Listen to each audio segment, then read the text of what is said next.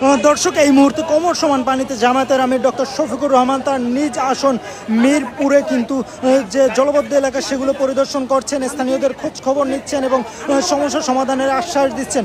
অর্থাৎ নির্বাচনী আসন ঢাকা 15 আসন, মিরপুর শেওড়াপাড়া সহ বিভিন্ন যে স্থানগুলো সেগুলোর যে জলবদ্ধতা সেটি নিজ চোখে দেখছেন এবং ঘুরে ফিরে তাদের সমস্যার কথাগুলো জানছেন এবং সেগুলো সমাধানের আশ্বাস দিচ্ছেন।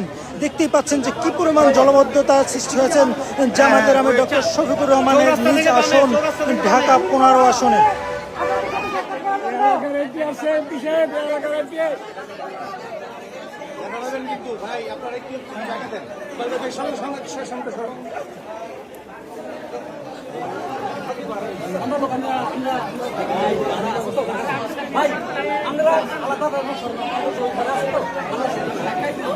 আমরা ধাক্কা দেওয়া লাগবে না।